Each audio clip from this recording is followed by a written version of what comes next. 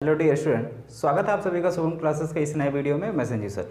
Student, आज के इस वीडियो में हम आपके चैप्टर नंबर 3 का फाइनल शॉर्ट स्टार्ट करने वाले हैं और फाइनल शॉर्ट में वही सारे क्वेश्चन पर जोर दिए जाएंगे या वही सारे इंपॉर्टेंट क्वेश्चन डिस्कस किए जाएंगे जो आपके बोर्ड एग्जाम से रिलेटेड हों या बोर्ड एग्जाम की दृष्टि से काफ़ी ज़्यादा इंपॉर्टेंट हो। ठीक है, तो वीडियो बहुत ही इंपॉर्टेंट होने वाला है और आज के इस वीडियो में हर एक इस चैप्टर के इंपॉर्टेंट क्वेश्चन भी डिस्कस किए जाएंगे जो आपके बोर्ड एग्जाम में डायरेक्टली पूछे जा सकते हैं। ओके स्टूडेंट, तो वीडियो देखिए, आप अंत तक जरूर देखिएगा। वीडियो को कहीं पर भी एक सेकंड के लिए स्किप मत कीजिएगा।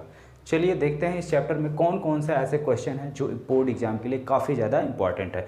वीडियो की तरफ बढ़ने से पहले अगर आप चैनल पर नए हों तो चैनल को सब्सक्राइब कर लीजिए और साथ ही बेल आइकन का बटन भी दबा लीजिए जिससे हमारी आने वाली हर एक नई वीडियो का अपडेट आपको मिल जाए। जैसा कि कल मैंने आप लोगों से पूछा भी था कि मैं पहले फाइनल शॉर्ट स्टार्ट करूँ न्यूमेरिकल या इंपॉर्टेंट डेरिवेशन, तो किसी बच्चे ने जो है बड़ा भावुक करने वाला कमेंट किया था, सर आप ज्ञान के देवता हैं, जहाँ से आपको अच्छा लगे आप जो है स्टार्ट कर सकते हैं।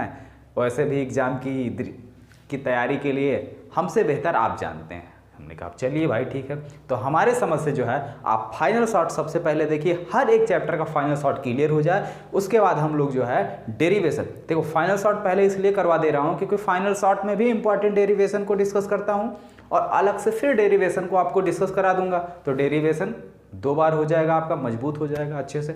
उसके बाद फिर न्यूमेरिकल सॉल्व कर लिया जाएगा, ठीक है। उसके बाद फिर प्रैक्टिस सेट सॉल्व कर लिया जाएगा, तो हो गई ना एग्जाम की बढ़िया तैयारी।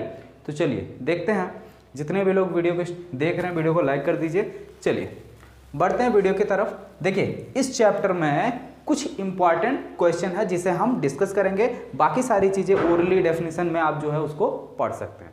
तो चलिए स्टार्ट करते हैं। पहला क्वेश्चन है, धारा घनत्व, विशिष्ट चालकता तथा वैद्युत क्षेत्र में परस्पर क्या संबंध है। तो देखते हैं इसको,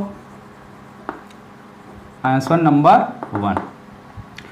तो धारा घनत्व में और विशिष्ट चालकता में संबंध निकालना, तो विशिष्ट चालकता का फार्मूला होता है, विशिष्ट चालकता इक्वल टू होता है आपका धारा घनत्व बटे वैद्युत क्षेत्र, ठीक है। तो अगर विशिष्ट चालकता को हम रो से यानी सिग्मा से प्रदर्शित करते हैं तो सिग्मा इजकल टू धारा घनत्व को किससे लिखते हैं, जे से, जे अपान ई। तो ये हमारा फार्मूला होगा। तो चलिए साथ ही साथ इसके मात्रक और बीमा को भी डिस्कस किया जाए, ठीक है। तो मात्रक और बीमा भी देख लिया जाए क्या होता है। जरा हम थोड़ा फैन जो है ऑफ कर दें क्योंकि आवाज़ आ रही है।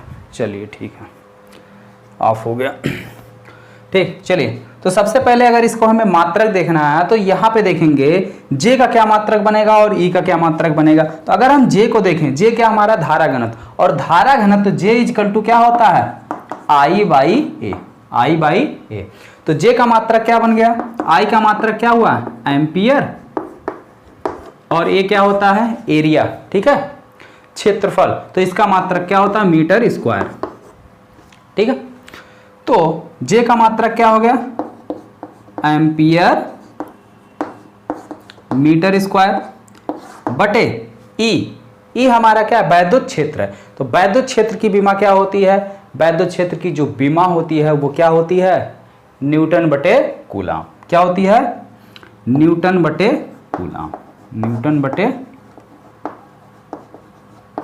कूलाम, ठीक है। तो इसको अरेंज कर लो, ये आपका जो है मात्रक निकल के आ गया, ये आपका क्या निकल के आ गया, मात्रक निकल के आ गया, ठीक है। चलिए देखते हैं क्या आया।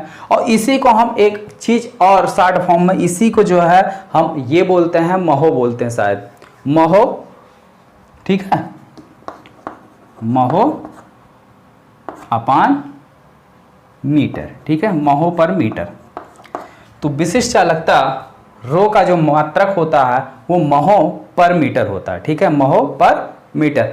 और महो पर मीटर बोला किसको जाता है, इन सबको जब सॉल्व करेंगे तो हमारा एक मात्रक और निकल के आता है, ओम इनवर्स मीटर इनवर्स। क्या होता है, ohm inverse metre inverse, ohm inverse metre या इनवर्स, ठीक है। तो मीटर इनवर्स को हमने बटे मीटर कर दिया है और ओम इनवर्स को जो है महो बोलते हैं, क्या बोलते हैं, महो। अगर हम बीमा की बात करें, इसकी बीमा निकालनी हो तो बीमा कैसे निकलेगी? बीमा निकालने के लिए हम क्या करते हैं, जो हमारा फार्मूला होता है उसकी हर एक की बीमा निकालते हैं। तो एम्पियर की बीमा क्या हो जाएगी हमारी? एम्पियर की बीमा क्या होगी? एम्पियर धारा का मात्रक है, ठीक है, और एम्पियर की बीमा क्या हो जाएगी? ए बटे मीटर स्क्वायर, सॉरी, तो मीटर स्क्वायर है, तो मीटर स्क्वायर की बीमा क्या हो जाएगी? L square. कितनी हो जाएगी? एल स्क्वायर बटे न्यूटन की बीमा क्या होती है? बल, यानी एम एल टी की पावर -2, ठीक है। फिर बटे में है कूलाम, तो कूलाम की बीमा क्या होती है? क्यू बराबर होता है आई इंटू टी, यानी इसकी बीमा होती ए टी, ठीक है। तो अब देखो ये नीचे आ जाएगा, ये ऊपर चला जाएगा, तो ये हो गया हमारा ए और ऊपर हो गया ए टी, ठीक है, बटे इसको नीचे ले आया हमने, तो ये हो गया एम एल टी की पावर -2 और एल स्क्वायर और नीचे आ गया, ठीक है। तो एल मिलके कितने हो जाएंगे? एल की पावर 3, या सबको अब सीधे सीधे ऊपर ले जाओ, तो एम की पावर -1, एल एक यहाँ है, दो यहाँ, 2 1 3 हो गए, ऊपर नहीं है, तो यानी एल की पावर -3, ठीक है। टी को ऊपर ले जाओगे तो ये प्लस हो जाएगा, और एक यहाँ पहले से है +1 और +2 कितना हो जाएगा? टी की पावर +3। उसके बाद फिर a इंटू ए स्क्वायर, ठीक है। तो ये आपकी जो है बीमा है, किसकी बीमा है? विशिष्ट चालकता की। तो कॉन्सेप्ट बिल्कुल क्लियर हो गया। तो विशिष्ट चालकता इक्वल टू होता है, यानी सिग्मा इक्वल टू होता है जे बाई ई, जहाँ पे जे जो है क्या है? धारा घनत्व है, और ई क्या है? आपका वैद्युत क्षेत्र की तीव्रता, ठीक है। क्लियर हो गया? चलिए आगे बढ़ते हैं अगले इंपॉर्टेंट क्वेश्चन की तरफ। अगला इंपॉर्टेंट क्वेश्चन है विशिष्ट प्रतिरोध का मात्रक एवं बीमा लिखिए। तो विशिष्ट प्रतिरोध का क्या मात्रक होगा और इसकी क्या बीमा है? चलिए इसको भी देखा जाए, ठीक है। बहुत ही इंपॉर्टेंट क्वेश्चन है, इसको नोट करना हो तो नोट कर लो, अदरवाइज हम इसको साफ करके आगे बढ़ें। चलिए आगे देखते हैं अगला क्वेश्चन, आंसर नंबर 2, विशिष्ट प्रतिरोध का मात्रक एवं बीमा। तो विशिष्ट प्रतिरोध जो है विशिष्ट चालकता के व्युत्क्रम को विशिष्ट प्रतिरोध कहते हैं, और इसको रो से पढ़ देनी, रो इज इक्वल टू 1/σ, ठीक है। ये क्या है? विशिष्ट प्रतिरोध, विशिष्ट प्रतिरोध, ये क्या है? 1 विशिष्ट चालकता,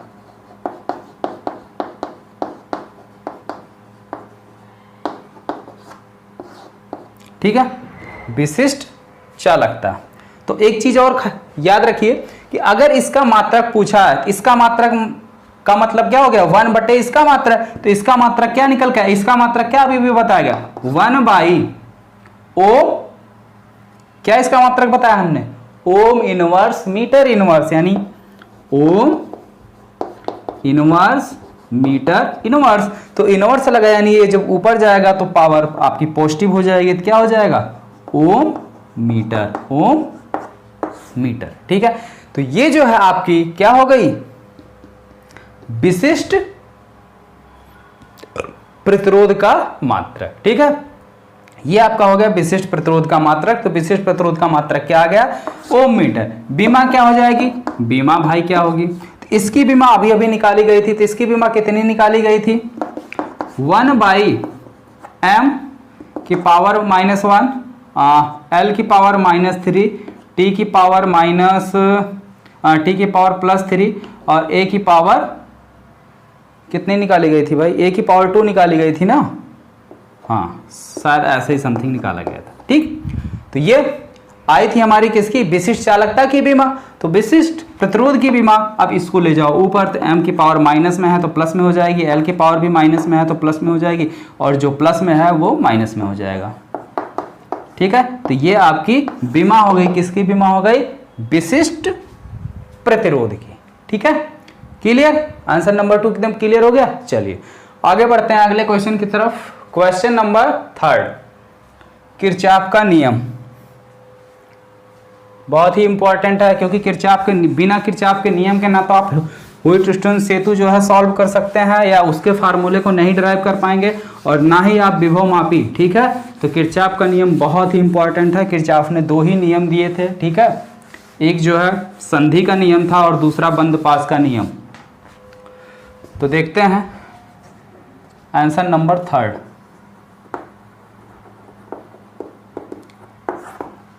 तो किरचॉफ का 2 नियम था। पहला जो था क्या था? संधि का नियम था। किसका? संधि का नियम।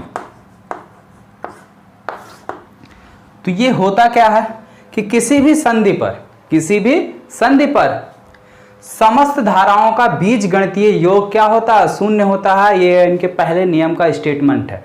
यानी कहने का मतलब अगर ये कोई जंक्शन यानी यहाँ पे तार मिल रहे हैं तो इस संधि पर समस्त धाराओं का बीजगणितीय योग क्या होता है? शून्य होता है। ठीक है, जैसे मान लो इधर से 2 धाराएं आ रही हैं और इस संधि की तरफ ये दोनों आ रही हैं, बाकी ये तीनों जो है संधि से बाहर जा रही हैं। ठीक है, तो अगर इसको हम नाम दे दें I1, I2, I3, I4, I5, तो जो आने वाली है अगर उसका साइन हम पॉजिटिव दिखाएं तो यानी I1 प्लस I2, और जाने वाली को निगेटिव दिखाते हैं तो यानी माइनस I3 माइनस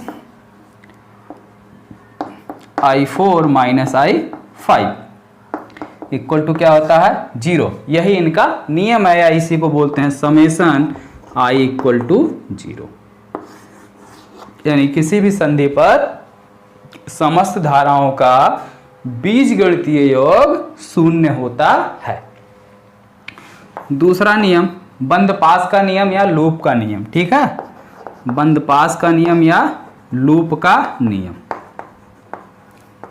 तो इनका जो दूसरा नियम है, इनका दूसरा नियम ये कहता है कि किसी भी बंद पास में बहने वाली धारा और उसके संगत प्रतिरोध का गुणनफल। ठीक है भाई, अगर कोई बंद पास है उसमें कोई प्रतिरोध लगा है, कोई ना कोई प्रतिरोध लगा होगा जिसमें धारा प्रवाहित हो रही है। अगर नहीं भी लगा है तो तार है, तो तार का भी कुछ ना कुछ प्रतिरोध होता है। ठीक है, जैसे मान लो, थोड़ा सा फिगर समझ लो, आसानी होगी। ठीक है, चलो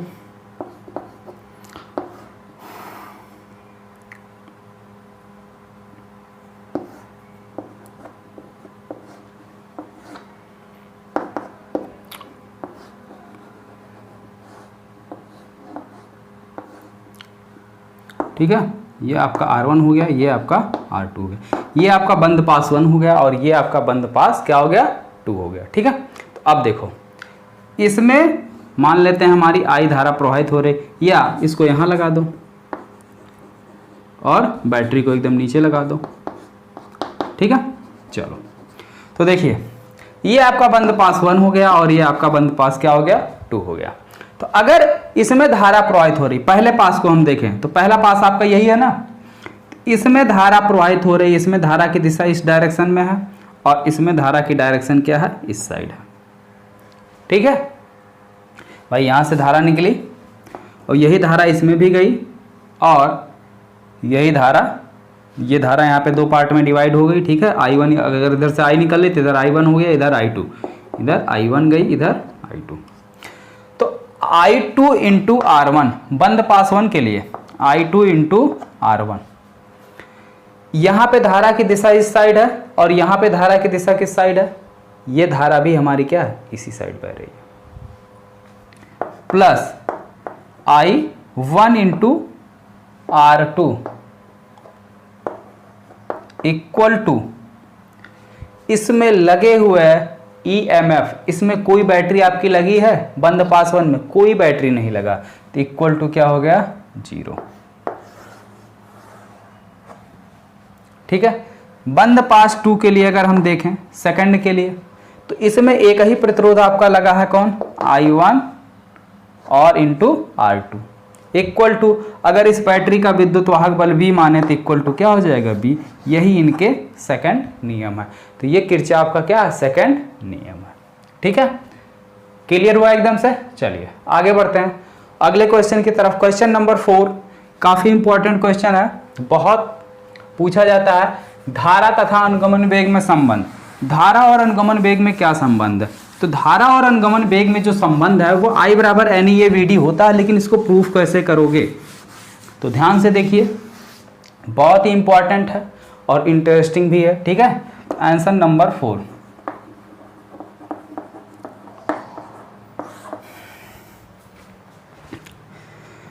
सबसे पहले जो धारा की बेसिक डेफिनेशन है, आवेश प्रवाह की दर को क्या कहते हैं? धारा।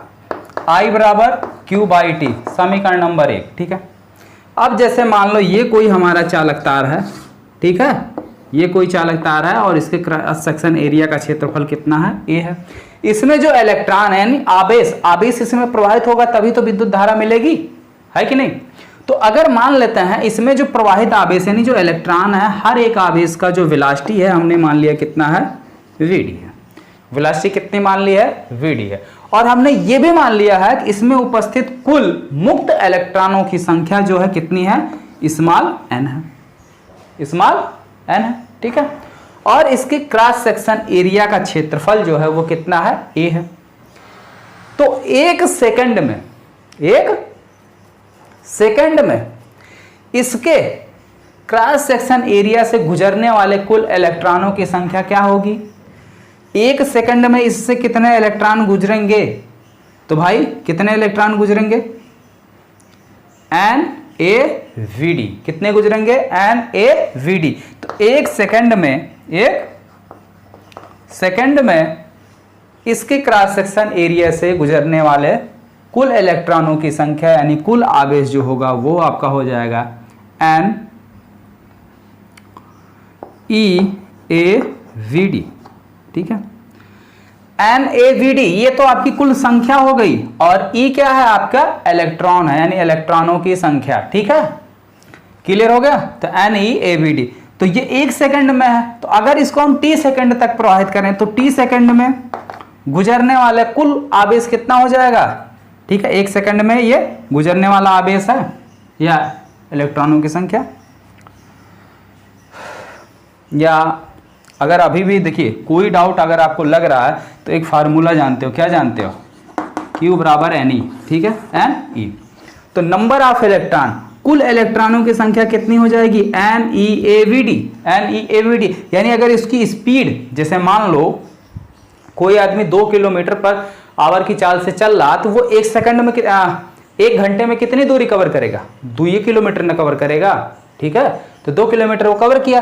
अब मान लो अगर 1 किलोमीटर में कोई चीज वो उठाते हुए या साथ अपने ले जा रहा है। ठीक है, मान लो हर 1 किलोमीटर पे उसको अगर 10 चीजें मिल रही हैं तो 2 किलोमीटर तक जाने के लिए उसको कितनी चीजें मिली? 10 दूनी 20 ना मिलेगा। तो वही सिंपल सा कॉन्सेप्ट यहां पर भी आपका लागू होगा कि एक सेकंड में इस तार से प्रवाहित होने वाले कुल आवेश की संख्या क्या हो जाएगी? NeAVd। तो t समय में NeAVd इंटू टी। तो ठीक है, अब यही Q का मान उठा के समीकरण नंबर 1 में रख दो, तो I बराबर क्या आ जाएगा? इस T से ये T कैंसिल हो जाएगा, तो I बराबर आ जाएगा NeAVd। यही धारा तथा अनुगमन वेग में संबंध है। ठीक है, यही धारा तथा अनुगमन वेग में संबंध है। चलिए आगे बढ़ते हैं अगले इंपॉर्टेंट क्वेश्चन की तरफ। क्वेश्चन नंबर 5 बहुत ही इंपॉर्टेंट क्वेश्चन है, बहुत बार पूछा जाता है। ये समझ लो कि जो है आपके हर बार बोर्ड एग्जाम में किसी न किसी रूप में ये क्वेश्चन आपसे पूछ ही लिया जाता है। क्वेश्चन नंबर 5 बहुत इंपॉर्टेंट है, ओम का नियम। तो देखते हैं क्या है ओम का नियम।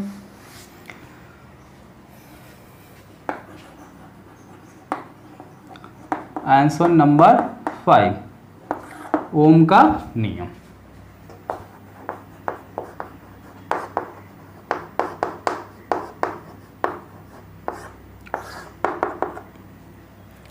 ओम का नियम प्रूफ करने के लिए अभी जो हमने आपको कॉन्सेप्ट बताया धारा तथा अनुगमन वेग में संबंध, इसका भी हमें क्या करना है? यूज करना है। इसी कॉन्सेप्ट को यूज करते हुए हम क्या करेंगे? ओम के नियम को प्रूफ करेंगे। ठीक है, चलिए तो इसको जो है प्रूफ किया जाए।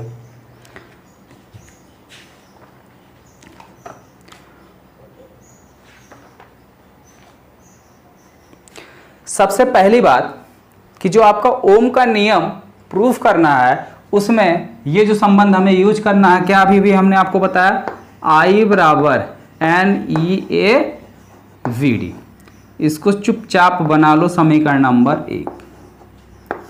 क्लियर हो गया? ठीक है, ये हो गया हमारा समीकरण नंबर 1। एकदम यहाँ तक किसी को कोई डाउट है कि नहीं है? कोई डाउट नहीं है, चलिए ठीक है। अब जैसे मान लेते हैं ये हमारा कोई चालक तार है, ठीक है, इसके सिरों के बीच हमने क्या किया, विभवांतर अप्लाई किया बी वोल्ट का, ठीक है, बी वोल्ट का विभवांतर अप्लाई किया। तो जब विभवांतर अप्लाई करेंगे तो इसके चालक तार के सिरों के बीच क्या होगा, वैद्युत क्षेत्र उत्पन्न होगा, वैद्युत क्षेत्र उत्पन्न होगा, ठीक है, कितना होगा, ई होगा, ई वैद्युत क्षेत्र उत्पन्न होगा। अब यहां पर हर एक चार्ज यानी हर एक इलेक्ट्रॉन पर, इसके अंदर इलेक्ट्रॉन है, मुक्त इलेक्ट्रॉन, तो वैद्युत क्षेत्र के कारण हर एक इलेक्ट्रॉन पर एक वैद्युत बल लगेगा, और वो वैद्युत बल कितना लगेगा, क्यू, वैद्युत बल F इक्वल टू लगेगा क्यू ई, ये हर एक इलेक्ट्रॉन पर लगेगा। कहां पर लगेगा, हर एक इलेक्ट्रॉन पर लगेगा। क्यों? क्योंकि जब हम किसी चालक तार के सिरों के बीच बैटरी यानी विभवांतर बी अप्लाई करते हैं, ठीक है, तो जब विभवांतर बी हमने अप्लाई किया है तो विभवांतर की वजह से क्या हो जाएगा, वैद्युत क्षेत्र उत्पन्न होगा। और वैद्युत क्षेत्र कितना होगा, वैद्युत क्षेत्र E इक्वल टू होता है B बाई एल। चालक तार की लंबाई अगर हम L मान लें तो तब लगने वाला बल कितना हो जाएगा हमारा, F equal to Q into V by L, Q into V by L, ठीक। V क्या चीज है, बैटरी का विभवांतर, L क्या चीज है, चालक तार की लंबाई, Q क्या है, हर एक इलेक्ट्रॉन पर उपस्थित आवेश। या इसको हम क्या लिख सकते हैं, क्योंकि यहां पे हमें हर एक इलेक्ट्रॉन पर बल लग रहा, तो Q की जगह हम क्या लिख सकते हैं, E लिख सकते हैं। E क्या है, एक इलेक्ट्रॉन का आवेश है, ठीक है, यहां तक कोई डाउट नहीं है। और F इक्वल टू होता क्या है, F इक्वल टू क्या होता है भाई, देखो इलेक्ट्रॉन हमारे क्या कर रहे हैं, मूव कर रहे हैं, चल रहे हैं, तो चल रहे हैं तो यानी इसमें त्वरण भी उत्पन्न हो जाएगा। तो कितना त्वरण उत्पन्न होगा, F इक्वल टू क्या होता है, ma, यानी अगर एक्सीलरेशन a है यानी त्वरण a उत्पन्न हो रहा है, तो a इक्वल टू कितना हो जाएगा, F बाई m। तो उत्पन्न त्वरण a बराबर कितना हो गया, F की वैल्यू ev अपान lm, ठीक है, ये हमारा क्या हो गया, एक्सीलरेशन आ गया, किसमें, इलेक्ट्रॉन में, यानी जो इसके अंदर मुक्त इलेक्ट्रॉन थे वो उतने एक्सीलरेशन से यानी ev बाई lm के मीटर पर सेकेंड स्क्वायर के वेग से वो एक्सीलरेट हो गए यानी कि त्वरित हो गए, ठीक है। यहां तक एकदम कॉन्सेप्ट क्लियर हो गया। अगर देखो पहले इसकी वेलोसिटी अगर हम मान लें कितनी थी, u1, शुरुआत में इसकी वेलोसिटी u1 थी। और एक चीज, दो क्रमागत इलेक्ट्रॉनों के बीच में यानी एक इलेक्ट्रॉन जब दूसरे इलेक्ट्रॉन से जाकर टकराता है तो इसको हम क्या बोलते हैं, लिए गए समय को, यानी एक दो क्रमागत यानी कॉन्सिक्यूटिव इलेक्ट्रॉन के बीच जो टाइम लगता है कोलिजन करने में उसको हम बोलते हैं श्रांतिकाल। और इसको जो है किससे डिनोट करते हैं, टाउ से डिनोट करते हैं। किससे डिनोट करते हैं, टाउ से, ठीक है। तो अगर प्रारंभिक वेग, समय क्या हो गया हमारा, टाउ हो गया, यानी टाइम टी की जगह हमने क्या लिख लिया, टाउ, ये होता है टाउ, ठीक है। तो गति के प्रथम समीकरण से इसके अंदर जो फाइनली वेलोसिटी आती है vd इक्वल टू कितना हो जाएगा, vd इक्वल टू क्या हो जाएगा, प्रारंभिक वेग। प्रारंभिक वेग को हमने पूरी औसत प्रारंभिक वेग को u मान लिया, प्लस u प्लस gt होता है या at होता है, a आपका ये है और t की जगह क्या रहेगा आपका, टाउ। t की जगह पे क्या आपका इस्तेमाल होगा, टाउ इस्तेमाल होगा, ठीक है। अब देखो तो vd equal to u plus a की value e v by L M into tau. भाई टाउ क्या है, आपका श्रांतिकाल है, ठीक है। अब अगर इस चालक तार के अंदर हम कोई बैटरी नहीं अप्लाई करते हैं तो इसका औसत जो उसमें वेग होता है यानी u का मान, u एवरेज क्या होता है, ये आपका 0 होता है, ठीक है। क्योंकि इलेक्ट्रॉन इधर उधर रैंडमली मूव करते हैं और एक दूसरे के प्रभाव को निरस्त करते हैं, यानी इसका टोटल उसमें वेग 0 हो जाएगा। तो vd इक्वल टू फाइनली हमको क्या मिल गया, vd इक्वल टू मिल गया ev tau by L M, ठीक है। अब यही बी डी का मान उठाकर कहाँ हमको रखना है, समीकरण नंबर 1 में आपको रख देना, ठीक है। कहाँ रख देना है, समीकरण नंबर 1 में। तो समीकरण नंबर 1 में जब हम रखेंगे तो क्या मिलेगा, ये रहा समीकरण नंबर 1। चलो रखो, I बराबर N A EVL by EV tau YL value रख गई थी, E into E N E square A square A, ठीक है। और ये आपका हो गया V by LM into tau, ठीक है। और इसी को जो चीजें इसमें कांस्टेंट है, ठीक है, जो चीजें इसमें क्या है कांस्टेंट है, उसको उसी साइड रख दो और बाकी सबको क्या करो दूसरी साइड। L को हम ले आते हैं दूसरी साइड, ठीक है। L को ले आओ दूसरी साइड, नहीं सॉरी एक मिनट, L को नहीं B को ले आओ, ठीक है। B को इस साइड ले आओ तो I बटे V equal to N E square A tau upon L M, ठीक है। इसको पलट दो तो B upon I equal to क्या हो जाएगा, एल एम बट, एक मिनट आपको दिख रहा कि नहीं दिख रहा, थोड़ा सा हम देख लें, नहीं तो बोलो उसके नीचे नहीं लिखे, नहीं तो नहीं दिखेगा। चलिए इधर लिखते हैं, इधर मिटा दे रहे हैं, ठीक है, इस साइड लिख रहे हैं। तो वहां से क्या निकला था, I by V equal to, ध्यान दीजिए, N E square A tau upon L M, तो V upon I equal to कितना हो जाएगा, V upon I equal to क्या हो जाएगा, एल एम बटे N E square A tau.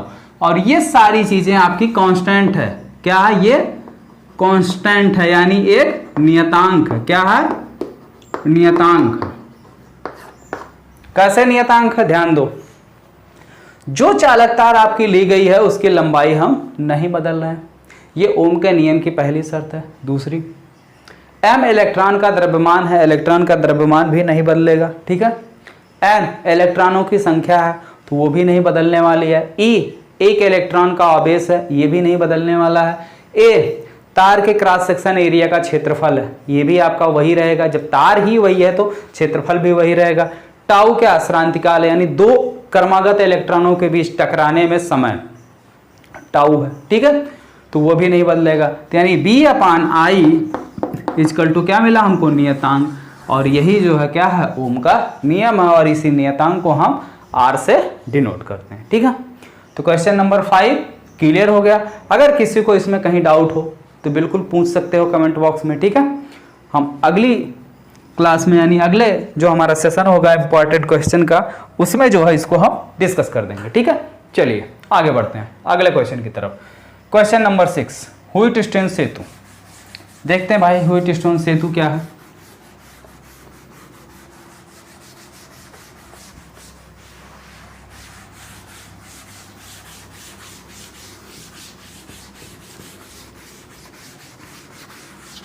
चलो, ये सारे क्वेश्चन बहुत ही इंपॉर्टेंट है, बहुत ही ध्यान से आप देखिएगा। आंसर नंबर 6, व्हिटस्टोन सेतु। तो व्हिटस्टोन सेतु क्या है कि इस तरीके से, यानी समांतर चतुर्भुज के रूप में 4 भुजाएं होती हैं जिसमें क्या लगा होता है, प्रतिरोध लगा होता है, ठीक है। इस तरीके से प्रतिरोधों को हम एक समांतर चतुर्भुज के रूप में व्यवस्थित करते हैं, ठीक है।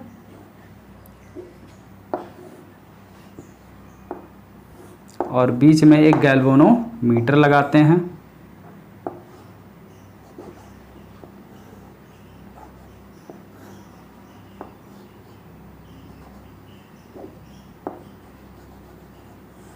इस तरीके से प्लस माइनस, ठीक है। अब इसमें धारा हमारी I प्रवाहित हो रही थी, यहां से ये धारा 2 पार्टों में टूट जाएगी, इधर I1 गई और इधर I2 गई, ठीक है। इधर I1 हो गई और इधर I2 हो गई, ठीक है। इसको नाम दे देते हैं P, इसको लिख देते हैं Q, इसको लिख देते हैं R, इसको लिख देते हैं S, ठीक है। चलिए अब देखिए बैलेंस कंडीशन क्या कहता है कि जब ये हमारा बैलेंस पोजीशन में, यानी जब गैल्वेनोमीटर में किसी एक को हम इस तरीके से बैरी करते हैं, यानी इसमें जो हमारे तीन जो है, यानी ये तीनों हमको पता होता है, एक अननोन होता है, ये क्या होता है, अननोन होता है, यानी इसकी वैल्यू हमें निकालनी रहती, ये हमें पता नहीं है। तो इसकी वैल्यू को हम कुछ इस प्रकार से सेट करते हैं, ठीक है। यहाँ पे हमारा कोई एक वेरिएबल होता है, मान लो यहाँ पे हमें 10 ओम का प्रतिरोध लगा दिया गया है, हमें पता नहीं कि वो एक्चुअली में 10 ओम है। यहाँ पे हम किसी एक को वेरिएबल कर देते हैं, इस ठीक है, वेरिएबल प्रतिरोध बनाते हैं और इसको इस तरीके से इसमें सेट करते हैं कि इसमें जो विक्षोभ है गैल्वेनोमीटर में वो बिल्कुल 0 आ जाए, यानी तब हम कहते हैं व्हिटस्टोन सेतु हमारा बैलेंस कंडीशन में है। अब जब बैलेंस कंडीशन में आ जाता है तो तुरंत अब किरचॉफ का नियम अप्लाई करो, इधर बंद पास 1 हो गया, इधर 2 हो गया, तो बंद पास 1 में किरचॉफ का नियम जब अप्लाई करोगे तो I1 into P minus I2 into P, क्यों, क्योंकि देखो यही पॉइंट है, इधर I1 जा रही है और इधर I2, एक दूसरे के अपोजिट है, इक्वल टू, इसमें कोई, एक मिनट, R है, इसमें कोई आपकी बैटरी नहीं लगी है, बैटरी बिल्कुल बाहर है, तो यानी इक्वल टू 0। यहां से क्या मिला, I1 P equal to I2 R, equation number 1। आ जाओ दूसरे में, तो ये धारा आपकी इधर जाएगी और यही धारा आपकी इधर जाएगी, ठीक है। तो इसमें कौन सी धारा आ रही, I1, इसमें कौन सी जा रही है, I2। दूसरे में जब किरचॉफ का नियम अप्लाई करेंगे तो I1 into Q, I1 into Q minus, यहाँ कैसे माइनस, देखो एक की दिशा ऐसे है, एक की दिशा ऐसे है, यानी एक इधर आ रही है, एक ऊपर जा रही है, ठीक है। देखो minus I2 into S equal to 0, तो यानी I1 क्यू माइन इक्वल टू I2 एस, समीकरण नंबर 2। समीकरण नंबर 1 में समीकरण नंबर 2 से भाग करो, तो समीकरण नंबर 1 में समीकरण नंबर 2 से भाग करोगे तो I1 से I1 कैंसिल हो जाएगा, आ जाएगा आपका P by Q equal to I2 से I2 कैंसिल हो जाएगा R बाई एस। तो यही आपके व्हिटस्टोन सेतु का फार्मूला है, P by Q equal to R by P by Q equal to R by S, ठीक है, क्लियर हो गया। चलिए आगे बढ़ते हैं, क्वेश्चन नंबर 7, ठीक है। क्वेश्चन नंबर 7 है विभव मापी। तो विभव मापी जो है ये भी हमारा व्हिटस्टोन सेतु की तरीके से ही कार्य करता है, ठीक है। और विभव मापी के कुछ प्रयोग हैं। विभव मापी की सहायता से भी हम तार का प्रतिरोध निकाल सकते हैं और सेल के विद्युत वाहक बल की तुलना भी कर सकते हैं, तो इसके प्रयोग भी काफ़ी इंपॉर्टेंट है और विभव मापी को आपको प्रैक्टिकल भी करना है, यानी विभव मापी का प्रैक्टिकल भी आपको करना है अगर स्कूल खुलेगा तो, ठीक है। और आई थिंक वैसे 21 सितंबर से शायद स्कूल आपके ओपन हो जाएं। चलिए आंसर नंबर 7। तो सबसे पहले इसमें हम थोड़ा सा फिगर बना लेते हैं, फिर डिस्कस करते हैं, ज़्यादा समझ में आएगा, ठीक है। चलिए तो ध्यान से देखिए, विभव मापी में क्या होता है कि ए बी कोई हमारा 1 मीटर का लंबा तार होता है, ठीक है। या मान लेते हैं इसकी लंबाई हमारी कितनी है, L है, इसकी लंबाई हमने ले लिया कितना है, L है। ये एक बैटरी है हमारी B, जिससे धारा इधर इस तार में प्रवाहित हो रही है और यहाँ पर एक हमारा क्या है, वेरिएबल प्रतिरोध है, यानी जिसको हम क्या कर सकते हैं, अपनी इच्छा के अनुसार घटा सकते हैं या बढ़ा सकते हैं। ये हमारा विभव मापी भी व्हिटस्टोन सेतु के सिद्धांत पर कार्य करने वाला यंत्र है, ठीक है। देखिए इसमें होता क्या है कि यहाँ पे एक हम सेल लेते हैं जिसका हमें विद्युत वाहक बल निकालना होता है, ठीक है। एक सेल हमने लिया है जिसका विद्युत वाहक बल हमें निकालना, तो देखिए कैसे निकालना है। सेल को, ठीक है, सेल का प्लस सिरा यानी धन सिरा बैटरी वाले धन सिरे से जहां पे ए कनेक्ट है यहीं पे इसको हमने जोड़ दिया और माइनस सिरे पर एक गैल्वेनोमीटर जोड़ लेते हैं, ठीक है। उसके बाद क्या काम करते हैं कि इस गैल्वेनोमीटर में एक हम जॉकी यानी सर्पी कुंजी लगाते हैं जिसको अपनी इच्छा अनुसार बैरी करा सकते हैं, ठीक है। तो जब इस कुंजी को हम इधर उधर बैरी करा रहे हैं तो यहाँ पे 3 स्थितियां हमको मिल रही हैं। ये मान लेते हैं J1 की कंडीशन है, ये J2 है और ये J है। तो अगर हम J1 पर टच कराते हैं तो गैल्वेनोमीटर में देख रहे हैं विक्षेप इधर आ रहा है, J2 पे टच करा रहे हैं तो गैल्वेनोमीटर में विक्षेप उस साइड हो रहा है। तो यानी एक बार इधर कर रहे हैं तो इधर हो रहा है, उधर कर रहे हैं तो इधर हो रहा है, यानी इन दोनों के बीच में कोई ना कोई एक पॉइंट ऐसा होगा जहां पर जॉकी को टच कराएंगे तो हमें गैल्वेनोमीटर में विक्षेप बिल्कुल क्या मिलेगा, 0 मिलेगा। तो मान लेते हैं ये पॉइंट हमारा क्या है, जे है, जहां पे हमने टच कराया तो विक्षेप बिल्कुल 0 मिला।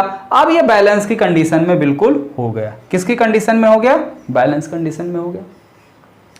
तो चलिए, जब ये हमारा बैलेंस कंडीशन में हो गया, ठीक है, तो देखते हैं इस तार के सिरों के बीच में जो विभवांतर है। भाई देखिए, ये बैटरी का पॉजिटिव सिरा, जैसे जैसे हम दूरी के सापेक्ष बढ़ते जाएंगे इसके विभव के मान में क्या हो जाए, पतन होने, विभव की घटता चला जाएगा। मान लेते हैं प्रति सेंटीमीटर लंबाई की जो विभव है वो कितनी है, रो है, ठीक है। तो यानी हम मान ले रहे हैं, क्या मान ले रहे हैं कि 1 सेंटीमीटर लंबाई के तार का प्रतिरोध कितना है, रो है। 1 सेंटीमीटर लंबे तार का या 1 सेंटीमीटर लंबी तार का प्रतिरोध रो है। क्या माना गया कि 1 सेंटीमीटर लंबी तार का प्रतिरोध कितना है, रो है। तो विभव प्रवणता कितनी हो गई, विभव प्रवणता यानी विभव के मान में होने वाला परिवर्तन कितना हो जाएगा। विभव प्रवणता को हम के से डिनोट कर ले रहे हैं, के इक्वल टू आई इंटू तार के प्रति एकांक लंबाई का प्रतिरोध, के इक्वल टू क्या हो गया, रो इंटू एल। तो विभव प्रवणता मिल गया, ठीक है। जब विभव प्रवणता मिल गया तो तार के सिरे ए और बी के बीच का कुल विभवांतर V इक्वल टू कितना हो जाएगा, के इंटू एल, के इंटू एल। अब ऐसी कंडीशन में यानी शून्य विक्षेप की स्थिति में, शून्य विक्षेप की स्थिति में जो तार AB के सिरों का बीच का विभवांतर होगा वही विभवांतर किसका होगा, सेल के विद्युत वाहक बल के बराबर हो गया। यानी E इक्वल टू क्या हो जाएगा, B। कौन सी कंडीशन में, संतुलन की स्थिति में, संतुलन की स्थिति में, ठीक है। तो वैल्यू रखो V की, तो E इक्वल टू क्या हो गया, के इंटू एल, या E equal to I rho into L, ठीक है। तो ये आपके विभव मापी के द्वारा किसी सेल के विद्युत वाहक बल को निकालने का फार्मूला है, ठीक है। तो ठीक इसी तरीके से हमें क्या है, किसी भी सेल के अगर विद्युत वाहक बल की तुलना करनी हो तो यहीं पे एक सेल और लगा दो, ठीक है, एक सेल आप और लगा दो, इसका E1 मान लो, इसका E2 मान लो, ठीक है। इसके लिए मान लो हमने यहाँ पे टच कराया तो एक सिचुएशन मिल गई, ठीक है। तो E1 बराबर एक समीकरण के इंटू L1 बन जाएगा, E2 बराबर इसी तरीके से अब इसको ऑफ कर देना, E1 को E2 को ले लेना, तो E2 बराबर फिर टच कराओगे तो E2 बराबर मिल जाएगा के इंटू L2, फिर दोनों में भाग कर देना तो विद्युत वाहक बल की तुलना हो गई, E1 बटे E2 बराबर L1 बटे L2, ठीक है। और इसी विभव मापी के द्वारा सेल के आंतरिक प्रतिरोध निकालने के लिए भी कभी कभी पूछता है, तो ठीक उसी तरीके से यहाँ पे सेल की जगह हम क्या करेंगे, सेल का आंतरिक प्रतिरोध भी बना लेंगे। ओके, तो इतने क्वेश्चन जो है इस चैप्टर से काफ़ी ज़्यादा इंपॉर्टेंट थे, यानी मोस्ट इंपॉर्टेंट क्वेश्चन जो थे हमने आपको डिस्कस कर दिया है। अब फिर मंडे से हम लोग अपने सिलेबस पर काम करेंगे, ठीक है।